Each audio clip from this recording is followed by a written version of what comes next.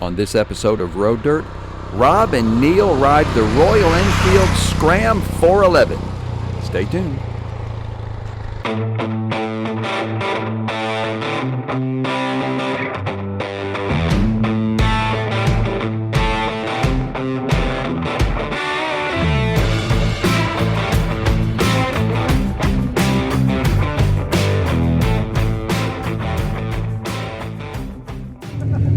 Hey, this is Rob with Road Dirt, and we are at Two Wheels Only up in Suches, North Georgia, outside of Dahlonega, up here in the mountains. And it is a beautiful fall day with Royal Enfield, who's here doing a demo of that right there. Their Scram 411, which is kind of a stripped down version of their real popular, world popular adventure bike, the Himalayan. So they've been up here all weekend and doing a demo of this bike. They've been like filling up the rosters every time they take them out. So we're hoping to get a chance to do a bit of a review with this bike as well. So it's a fantastic stripped down adventure bike on road, and it'll handle plenty of off road as well, just like its older sibling, the Himalayan. So the Scram 411. Let's have a look around. The Scram 411 uses the same single-cylinder mill as its older sibling, the Himalayan. Runs on a 5-speed transmission and has Vibri brakes fore and aft.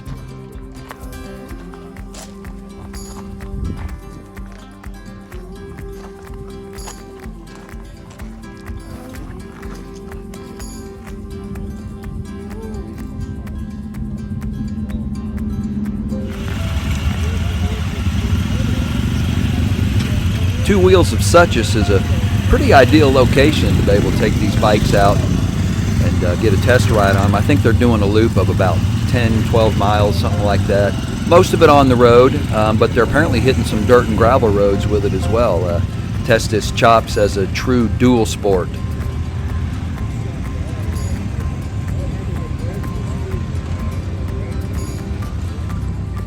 So actually, Royal Enfield gave us one of the Scrams after they did their demo up in Suches. Gave us one for a month, just signed it out to us. And the weather hadn't been great, and we've been kind of crazy for the last couple of weeks, but periodically been trying to get out on it.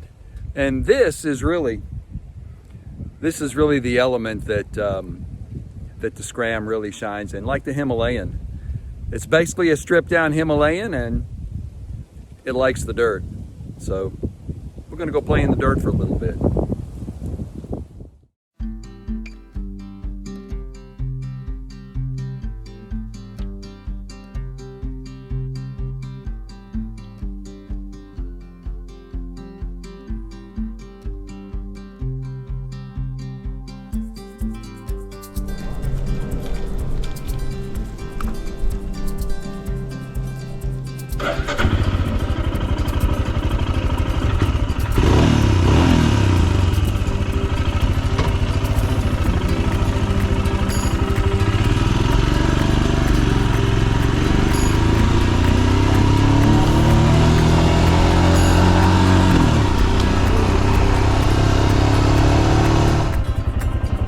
Nice comfortable rider triangle, whether you're sitting down or standing up on the pegs, which I'm doing off and on here as I'm riding up and down the road. And it's comfortable even while you're standing up, at least for my size. I'm all of 5'8", weigh about 155 pounds. And for me, the bike just suits me well, it fits me well. And feels lightweight enough where, I mean, I'm not one of these that's going to go sliding around or anything. I don't quite have that skill level, but I can work on that and get better at it. I think I'll take this thing down a few other dirt roads. We got quite a few in our area, so I'm going to just spend some time just blasting around the roads here and getting used to it, getting my dirt legs back, and enjoying this little Scram 411. Go scramming with it.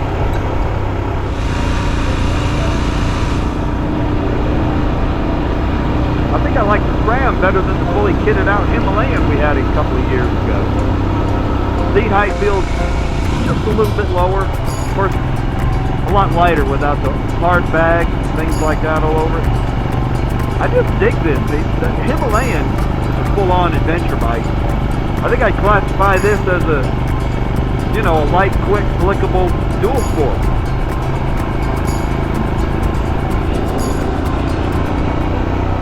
So we're with our friend Neale Bayly of Neale Bayly Rides. He came down for the weekend, and we're out riding the little Royal Enfield Scram 411. What do you think, man? Well, Rob, I just want to say, first of all, thanks for having me down here at the Road Dirt HQ. It's actually in the 40s, but it looks like a really beautiful day, doesn't it? It's a beautiful day, just a little really on the is. nippy side, yeah. And yeah, it's great that the Road Dirt HQ is in such a beautiful rural area with these lovely roads.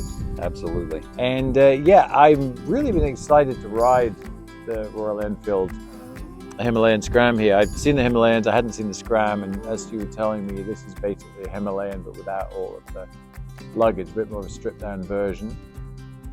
Just had a very interesting visitation with my dear friend Brian Slark down in Alabama, who has a Himalayan. Yeah. And I just shot some pictures of him 70 years after he rode his first single-cylinder motorcycle in London when he was 16, which was really cool. What's very special for me is I have not ridden one of these new generation Royal Enfields, and I'm really beginning to notice them now in social media and magazines. And I feel like Royal Enfields, they're making a really good and nice push into the motorcycle market. They're a simple, relatively low-cost motorcycle when you compare it to things like full-dress Harleys or big, fully loaded R1250 GS Adventures. Yeah. And I like that. My desire to ride one came because it's been 24 years since I rode a Royal Enfield. Really? And that was a 500 Enfield Bullet across the Himalayas of northern India. Yeah. And it was an absolute piece of junk. I had no front brake. Yeah. I had a rear brake. I had my children's mother on the back, and somehow we survived multiple days across the Himalayas on dirt roads on this thing. But I did come to love it. It was a big single-cylinder thumper. At one point we tried to fix the brakes, which was a really bad mistake, because the reason they hadn't been fixed was the forks were so badly bent. So when they did actually pull, it just shot the bike to the side. So yeah, I've been very excited to drive it, and it is really everything I thought it was going to be. Super light, super nimble. It doesn't have the thump of those early XT500 Yamahas I used to ride when I was a kid. Right. I was quite surprised. I thought there was going to be that. Those old Yamahas had some good old bottom end grunt on them. But right. I guess heavier flywheel, older style. But I don't. It doesn't really matter. But it's light. It's simple. Goes well. I think on a bike like this, I feel like I want to be a bit more hooligan. I don't like you can't turn the ABS off. I'd like to turn it off to be able to skid the tires and do a few things. Go fool around. It feels like I want to fool around a bit on it. It's not going to let me. So I don't know if there's any way of overriding or disabling the ABS. I don't know. Get a bit hooligan. But yeah, just really great. I don't know, just great to see what Royal Enfield have been doing, and great to have a chance to ride it. I'm really impressed. Very sweet bike.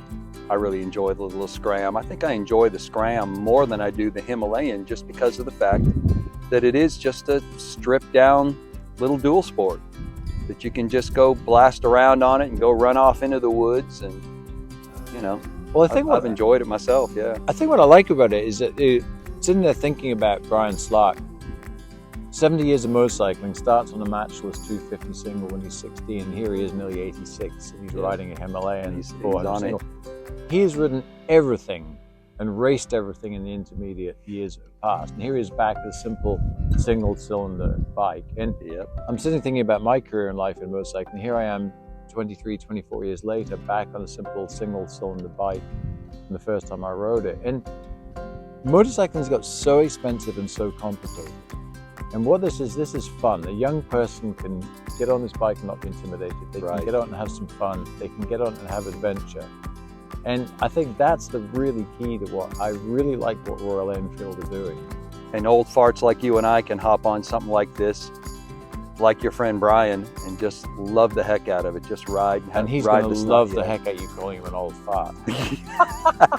No, we can. I mean, I've That's ridden right. everything from Valentino Rossi's 250 horsepower M1 to handshift 1936 development engine Harley Davidsons and nitrous bikes, turbo bikes, land speed bikes, race bikes, track bikes, dirt bikes in between. And I can still get on some, really enjoy it for the fact you're on your simple naked Triumph, I'm on the Himalayan, and we're bombing around the lovely Georgia countryside. But I keep thinking that the most exciting thing to me is that this next generation of riders have got an entry point to our sport, and a good entry point. This isn't a compromise. Like, No. okay, sure, it doesn't have triple disc brakes. I mean, it doesn't have inverted forks, doesn't have traction control. But let's face it, do you really need all that shit when you're riding a motorcycle? Right. I mean, it's good, but it's like it's not a prerequisite to enjoying a motorcycle. And That's right. this is what Royal Enfield are doing with this bike. Super sweet shifting. I mean, brakes, you've got to send a little bit of a message ahead of time. They're not going to stop and give you a nosebleed like a modern bike, but they're going to get this job done. But just don't sit on an interstate at 85 miles an hour. That's right. Well, let's go bomb around some more. I think we should bomb around some Let's go more. bomb Yeah, around some thank you, Royal Enfield, for letting me get a hand this today. And I have been really, really looking forward to this. Yes, sir.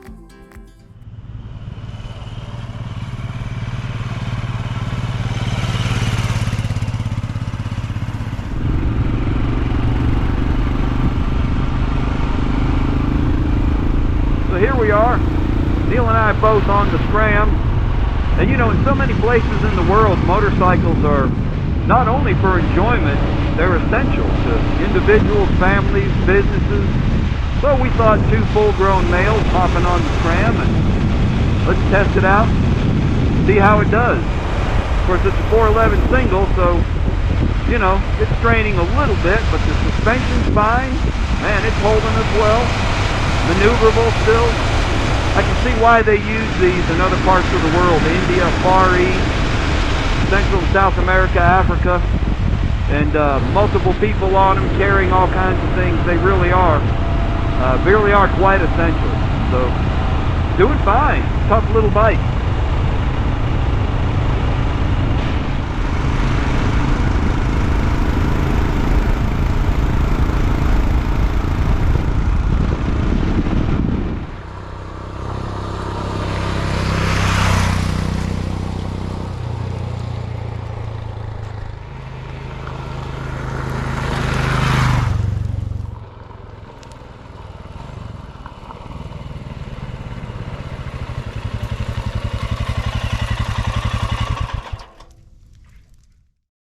So there you have it, the 2023 Royal Enfield Scram 411. It's been a fun bike. We've had it for about a month or so, maybe, well, really almost 2 months. And it's been a great time just blasting around country roads and dirt trails and things like that here in the area that we live out in rural North Georgia. Also great to have Neale Bayly come down from Charlotte, North Carolina, spend a couple of days with us. And we really bring two very different experiences to the bike. I've not done a lot of dirt riding, off-road riding since I was a teenager. And so I enjoy getting my dirt legs back with bikes like this. Whereas Neale has ridden all over the world, you know, in the dirt, you know, dirt, gravel, and off-road, and he's done all kinds of off-roading. And we really both come to the same conclusion about the bike. This is a fun, capable, affordable, go anywhere, do anything dual sport motorcycle. And it'll hold its own with all the rest of them in this class and this displacement size. I know about a year or two ago we had a Honda CRF 300L that we did the Skull Shoals ride with. And I put this up against it. It's very capable. I've had a lot of fun just, you know, getting my dirt legs back with it and riding around and enjoying it.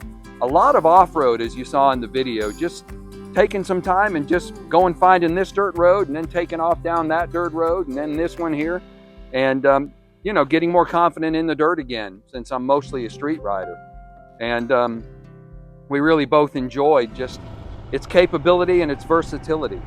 And great little motorcycle. So I'd highly recommend it. Really, right now, too, it's an interesting time to go ahead and get your hands on one because of the fact I think they're retailing right now in at least shops around, dealerships around North Georgia that we've seen, about $5,100. But here's the big question. With the onset and recent debut of the 2024 Himalayan 450, one question is it going to bump up the displacement for the Scram in the coming year? Is it going to become a Scram 450? And the second question is it going to drop the price of the 411 and the current Himalayans that shops and dealerships are carrying? I don't know. So there's a good chance, right, really, in the Christmas season and into the new year, you might be able to get your hands on a Scram 411 for a really, really good deal. And that's pretty much probably all we need to say about it.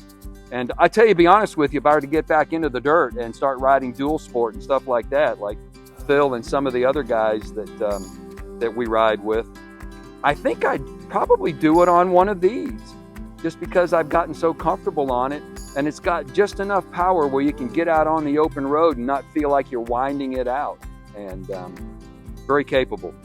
Hey, if you're interested in more of Neale Bayly, and check him out on his YouTube channel, his 3 social media pages, as well as his Wellspring Living Foundation, you can find him at Neale Bayly Rides on all of his media. Just look up and enter in and search for Neale Bayly Rides. You can find out what's going on, all the latest and greatest from Neale.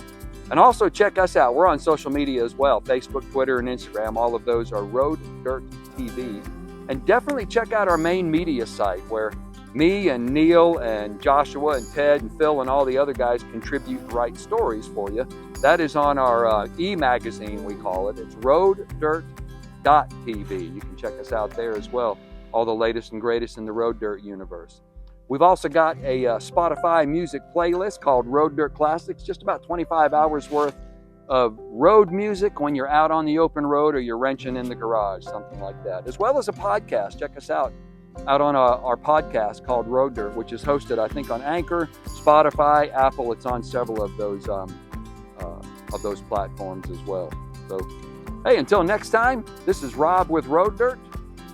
Ride life.